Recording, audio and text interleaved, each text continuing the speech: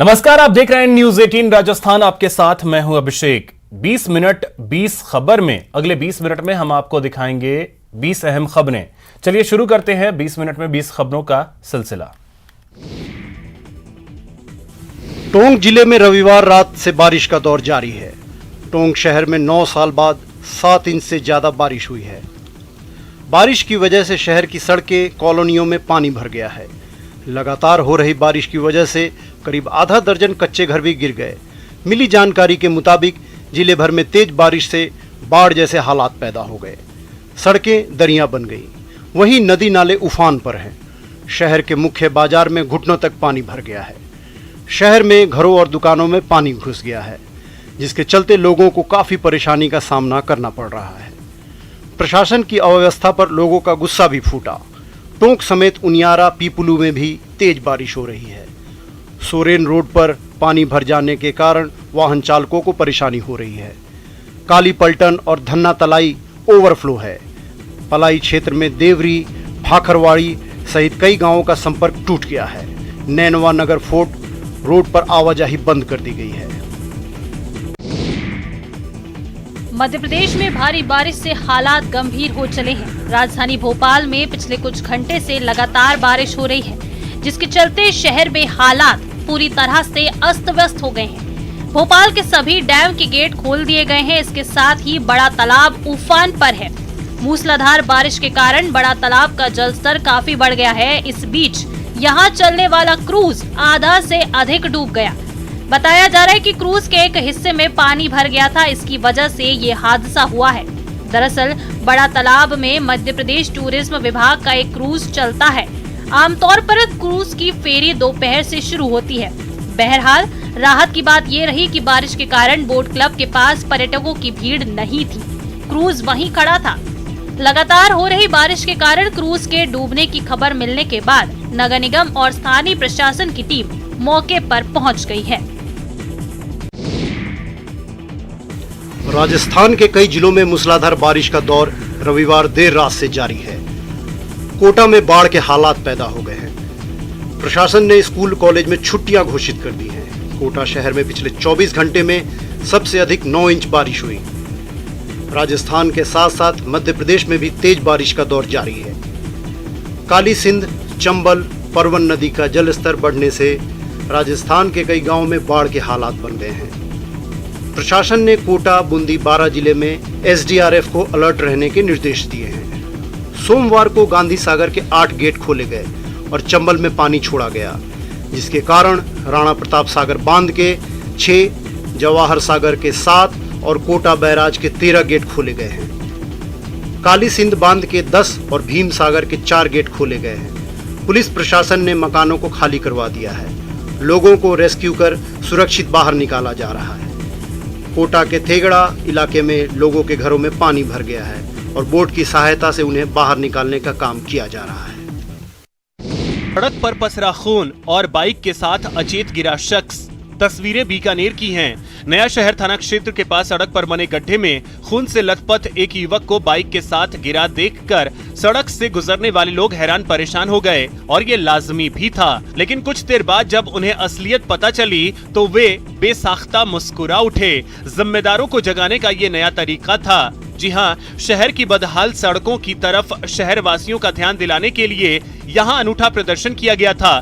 दरअसल लोक नायक शहीद भगत सिंह संस्थान से जुड़े चित्रकारों ने MM ग्राउंड के पास सड़क पर बने गड्ढों में रंग भरे और एक एक्सीडेंट का सीन क्रिएट किया। मकसद था शहर की बदहाल सड़कों की ओर प्रशासन का ध्यान आकर्षित करना। हमारा प्रयास यही है कि हम इसको हाईलाइट करके प्रशासन को इस तरफ अवगत कराएं कि इसको दुरुस्त करा के आम जन को राहत पहुंचाएं। क्योंकि ये गड्ढों को देखते हुए और अभी जो डेमो किया हमने, मैं बहुत थक चुका हूँ। मैं इसलिए इन प्रशासन से गुजारिश करूँगा कि अगर ये गड्ढे जल्द से जल्द नहीं भरे, जनता की सुनवाई नहीं हुई तो मैं परसों और एक रोज फिर मिलूँगा यहाँ। ये स्वाद और सेहत का खजाना भिंडी है। खाने में बेहद लजीज और बाजारों की शान भी। पर भिंडी की इस दशा को देखकर आप रो पड़ेंगे। भिंडी की दर्द भरी दास्तां, पैरों से कुचली गई भिंडी। आखिर क्यों किसानों ने ही दे दी भिंडी को तिलांजलि। दरअसल हरी सब्जियों के साथ नाइंसाफी का वीडियो छपरा के घोरहट गांव का है, जहां किसानों ने हरी सब्जियों को पैर से कुचलकर विरोध जताया, जिसका वीडियो सोशल मीडिया पर तेजी से वायरल हो रहा है। किसानों का कहना है कि उन्हें सब्जियों का उचित दाम नहीं मिल रहा है, जिससे नाराज किसानों ने हजारों रुपए की तकरीबन 10 क्विंटल से अधिक हरी सब्जियों को सड़क पर फेंक दिया, उसे पैर से कुचलकर विरोध जताया। उनका कहना है कि कड़ी मशक्कत से सब्जियों की खेती की, लेकिन बाजार में उसका कोई मोल नहीं है। वीडियो में आप देख सकते हैं कि कैसे नाराज किसान भिंडी को अपने पैरों से कुचल रहे हैं। साथ ही उनका कहना है कि पेट्रोल और डीजल के दाम बढ़ रहे हैं और सब्जी का भाव गिर रहा है। किसानों को भी काफी नुकसान उठाना पड़ रहा है। गर्ल पावर को सलाम। आंधी तूफान हो या बारिश हो, हम नहीं रुकेंगे, हम नहीं झुकेंगे। एनसीसी की गर्ल्स कैडेट का जोश हाई है। तस्वीरें झारखंड के दुमका की है। नकटी स्थित फायरिंग रेंज में एनसीसी की 4th झारखंड गर्ल्स बटालियन के कैडेट्स को ट्रेनिंग दी जा रही है। इसमें 2 तरह की कैडेट्स शामिल हैं, जिनमें संथाल परगना विभिन्न कॉलेज स्कूलों की लड़कियां शामिल हैं। वहीं नई दिल्ली में आयोजित होने वाले थल सैनिक कैंप 2022 के लिए चयनित 25 गर्ल कैडेट को भी यह ट्रेनिंग दी जा रही है। एनसीसी गर्ल्स कैडेट के साथ साथ प्रशिक्षक और अधिकारी भी जमकर मेहनत कर रहे हैं। कैडेट्स को अनुशासन के साथ साथ मैप रीडिंग, ड्रिल, आपदा प्रबंधन सहित फायरिंग का अभ्यास कराया जा रहा है। प्रशिक्षण शिविर में लड़कियां पसीना बहा रही हैं। अनुशासन सीखने का जुनून कहिए या कुछ कर दिखाने का जज्बा, लेकिन सच यही है कि आज के समय में लड़कियां किसी भी क्षेत्र में पीछे नहीं हैं। यहाँ प्रशिक्षण ले रही गर्ल्स का लक्ष्य विजेता बनकर बिहार झारखंड का नाम रोशन करना है। एनसीसी से जुड़कर अपना भविष्य संवारना है। बिहार में युवतियां और महिलाएं न सिर्फ आत्मनिर्भर बन रही हैं, बल्कि अपने हुनर को प्रदर्शित भी कर रही हैं। भागलपुर के कहलगांव रणिदियारा की शुभकामिनी मोज़ेक आर्ट बना रही हैं। इतना ही नहीं, इन्हें दरभंगा एयरपोर्ट के लिए प्रोजेक्ट मिला है। अब इनकी कला को दरभंगा एयरपोर्ट पर देख सकेंगे। दरअसल शुभकामिनी ने पहले टाइल्स के छोटे छोटे टुकड़े से राधा कृष्ण का मोज़ेक आर्ट बनाया, जिसे दरभंगा एयरपोर्ट पर लगाया गया है। इसका अनावरण बाकी है। साथ ही श्री राम सीता मिलन, सुदामा कृष्ण मिलन समेत कई तरह के आर्ट बनाए हैं। शुभकामिनी बताती हैं कि हमेशा से मन में कुछ अलग करने की सोच रही है, इसलिए उन्होंने मोज़ेक कला की ट्रेनिंग गोवा में ली। इसके बाद भागलपुर में इस पर काम कर रही हैं। ये बताती हैं कि बिहार सरकार के अधिकारियों की ओर से दरभंगा एयरपोर्ट के लिए प्रोजेक्ट मिला, जिसमें एक बनकर तैयार हो चुका है, दूसरा तैयार किया जा रहा है, जिसे बहुत जल्द लगाया जाएगा। अल्लू अर्जुन भारत के सबसे बड़े फिल्म सितारों में से एक। साउथ में उनका स्टारडम पहले से ही था, लेकिन पुष्पा के बाद से वे न सिर्फ देश बल्कि विदेशों में भी खूब लोकप्रिय हो चुके हैं। Film Pushpa the rise part 1 एक बॉक्स ऑफिस पर सुपरहिट थी और अब लोग इसके सेकंड पार्ट का बेसब्री से इंतजार कर रहे हैं। फिलहाल अर्जुन अपने न्यूयॉर्क दौरे को लेकर चर्चा में हैं। अभिनेता की तमाम तस्वीरें और वीडियो सोशल मीडिया पर वायरल हो रहे हैं, जिनमें वे अमेरिका की गलियों में भारतीय ध्वज तिरंगा को फहराते दिख रहे हैं। दरअसल अल्लू अर्जुन ने अमेरिका में भारतीय डायस्पोरा के आयोजित सबसे लोकप्रिय वार्षिक programme the India day parade में भारत का प्रतिनिधित्व किया। अभिनेता ने हाल ही में अपने इंस्टाग्राम पर भारत परेड दिवस के वीडियो शेयर किए, जिसमें वे तिरंगा फहराते दिख रहे हैं और बैकग्राउंड में AR रहमान का म्यूजिकल सॉन्ग वंदे मातरम बज रहा है। 21 अगस्त यानी बीते दिन ही अल्लू अर्जुन ने न्यूयॉर्क की सड़कों पर तिरंगा फहराते दिखे और वहीं उन्होंने भारत की आजादी के 75 साल पूरे होने का जश्न मनाया। तस्वीर में आप अमेरिका में अल्लू अर्जुन की एक झलक देखने के लिए उमड़ी भीड़ को भी देख सकते हैं। ये कोशिश वसुंधरा को हरा भरा बनाने की है। पौधारोपण को लेकर कोरोना काल में प्रदेश काफी पीछे रहा, इसलिए पौधारोपण पर अब विभाग का खासा फोकस है। विभाग 50,000 हेक्टेयर में पौधारोपण कर रहा है। विभाग का दावा है प्रदेश के 33 जिलों में पिछले 45 दिनों में करीब 1 करोड़ पौधे रोप दिए गए हैं। पौधारोपण में छायादार पौधों में 9 प्रजातियों के पौधे लगाए गए हैं। इनमें नीम, करंज, चुड़ैल, अमलतास, अशोक, गुलमोहर, कचनार, खेजड़ी और अरडू के पौधे हैं। जबकि फलदार पौधों में 8 प्रजातियों के पौधे शामिल हैं। इनमें अनार, जामुन, सीताफल, बेल, अमरूद, पपीता, नींबू और आंवला के पौधे लगाए जा रहे हैं। फूलदार पौधों में 13 प्रजातियों के पौधे लगाए जा रहे हैं। 90% वृक्षारोपण हम कर चुके हैं। 50,000 हेक्टेयर से अधिक क्षेत्र में वन पुनर्स्थापन का कार्य प्रारंभ हुआ। इस वर्ष का जो टारगेट है, इस बार मॉनसून की मेहरबानी से पूरे प्रदेश में पानी और नमी अच्छी है। इसकी वजह से पौधे भी तय समय से पहले लगाए गए हैं। राजस्थान के सबसे बड़े खेल महाकुंभ राजीव गांधी ग्रामीण खेल ओलंपिक की तैयारी जोर शोर से चल रही है। भरतपुर जिले के पहाड़ी पंचायत समिति के गांव पीपलखेड़ा की 2 छात्राओं राखी और शमा का ग्रामीण ओलंपिक को लेकर गाया गीत बहुत तेजी से वायरल हो रहा है। इन दोनों ने गाने के माध्यम से ग्रामीण ओलंपिक की जो अहमियत बताई है वो लोगों को खूब रास आ रही है। टेनिस बॉल क्रिकेट खेलेंगे, खो-खो का होगा सम्मान राजीव गांधी ओलंपिक में। अव्वल अपना राजस्थान, सब तैयारी पूरी। इन दोनों छात्राओं का कहना है कि ग्रामीण ओलंपिक खेलों के माध्यम से गांव-गांव में उत्साह बढ़ेगा और इन खेलों से प्रतिभाओं को पहचान मिलेगी। ग्रामीण ओलंपिक खेलों से आपसी मेलजोल बढ़ेगा। के दरमियान एक नया इतिहास बनेगा। स्वागत करते हैं मैदान, आओ आओ कदम बढ़ाओ। कोरोना वायरस से बचाव के लिए गाई गई राखी और शमा की कव्वाली भी खासी लोकप्रिय हुई थी। कुख्यात डाकुओं के आतंक के लिए बदनाम मानी जाने वाली चंबल घाटी के नाम से लोगों के जहन में सिरहन दौड़ जाती है, लेकिन बहुत कम लोगों को पता होगा कि चंबल के बिहेड़ों में पैदा होने वाला फल इंसानों की सेहत को भी सुधारने का काम करता है। इस फल की आज हर ओर चर्चा है। चंबल के बिहेड़ में बारिश के दिनों में प्राकृतिक रूप से पैदा होने वाले इस फल को ककोरा के नाम से जाना जाता है। ककोरा नाम के इस फल को खाने के लिए हर कोई लालायित रहता है। ककोरा की डिमांड दिल्ली, महाराष्ट्र, उत्तर प्रदेश, मध्य प्रदेश और राजस्थान तक है।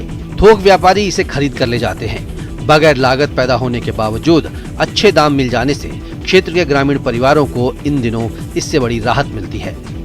ऐसे लोग पसंद कर रहे हैं, इसकी कोई रेट नहीं है, सरकारी रेट नहीं है। जैसे लोग खरीद लेते वैसे ही लोग, कोई 10 कम में ले लेता, कोई 10 ज़्यादा ले लेता, बस इतनी बात है। 1-2 रुपए का मार्जिन हमको बच जाता बस। विटामिन लोग बताते हैं अच्छा है, इसको प्रोटीन अच्छे मिलते हैं इसमें। ये बहुत अच्छा वो है, फल है, इसलिए लोग बहुत।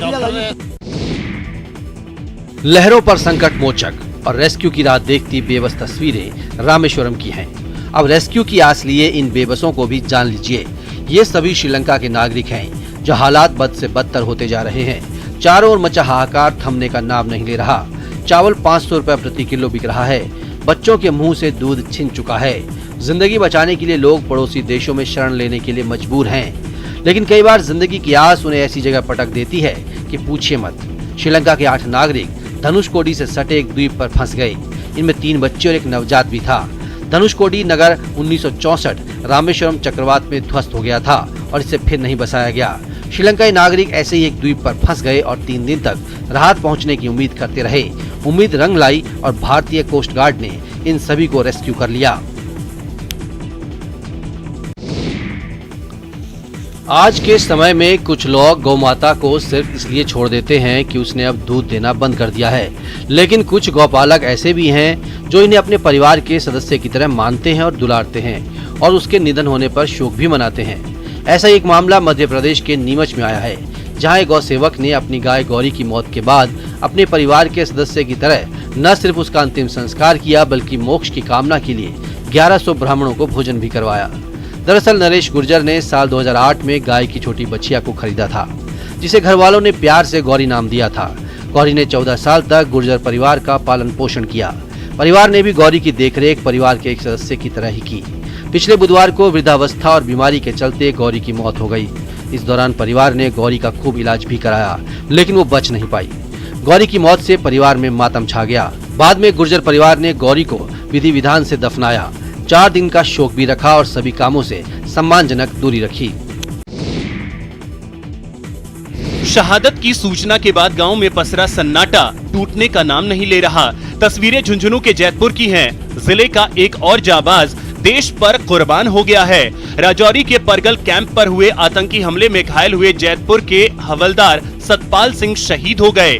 10 दिन से वेंटिलेटर पर चल रहे हवलदार सतपाल सिंह ने उधमपुर के आर्मी हॉस्पिटल में अंतिम सांस ली।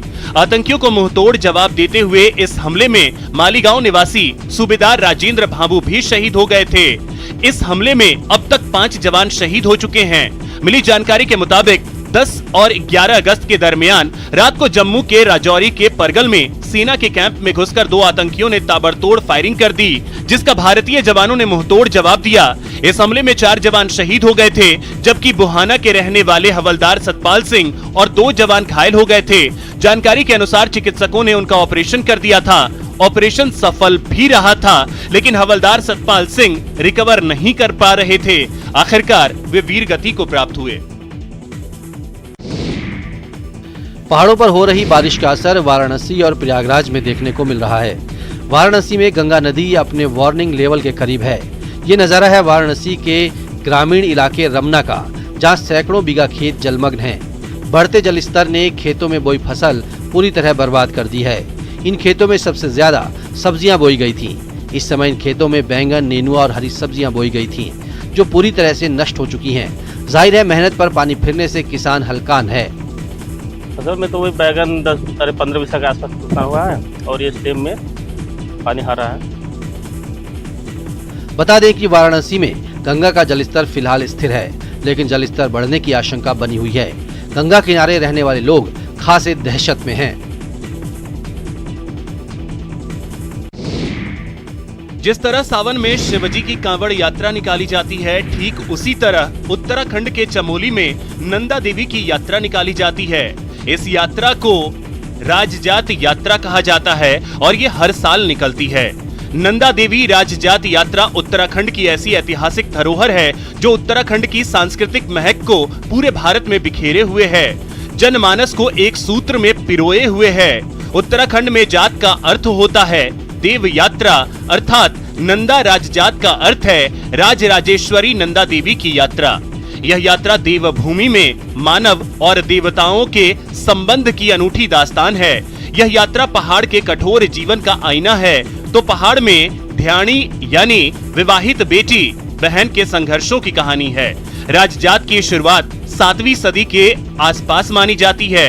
यह वह समय था जब उत्तराखंड में आदि गुरु शंकराचार्य का आगमन हुआ और उन्होंने देश के चारों कोनों पर 4 मठों की स्थापना की।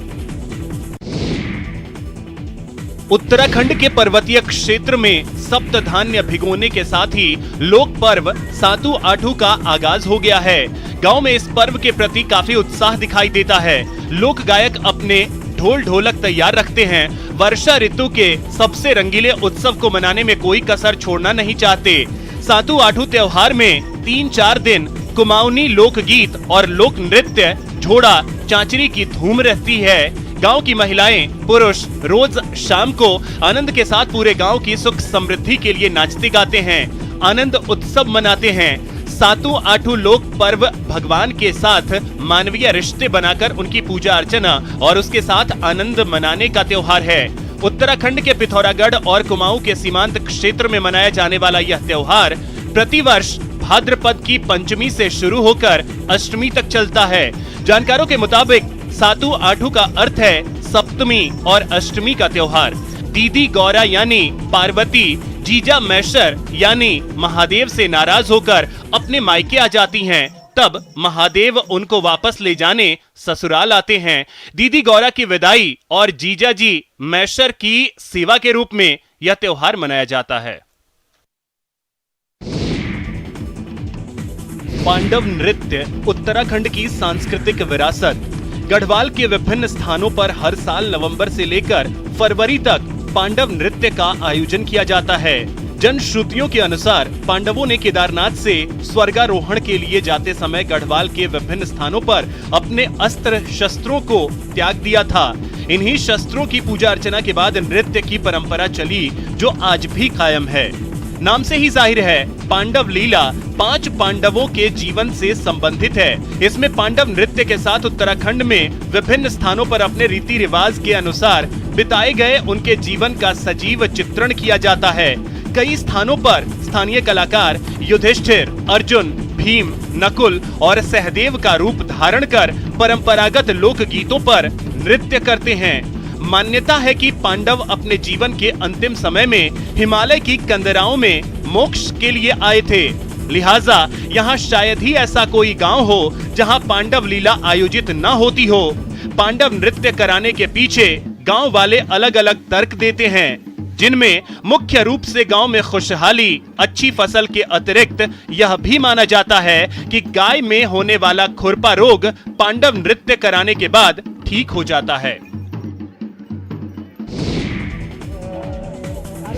केंद्र सरकार ने 2 अक्टूबर 2019 से सिंगल यूज प्लास्टिक पर प्रतिबंध लगा रखा है। सरकार का मकसद वर्ष 2022 के अंत तक देश को पॉलिथीन मुक्त बनाने का था, लेकिन मकसद नाकाम नजर आ रहा है, क्योंकि सिंगल यूज प्लास्टिक और पॉलिथीन इस्तेमाल पर प्रतिबंध लगने के बावजूद लोग घर से थैला लेकर बाजार नहीं जा रहे और दुकानदार भी उन्हें पॉलिथीन में सामान देने से मना नहीं कर रहे।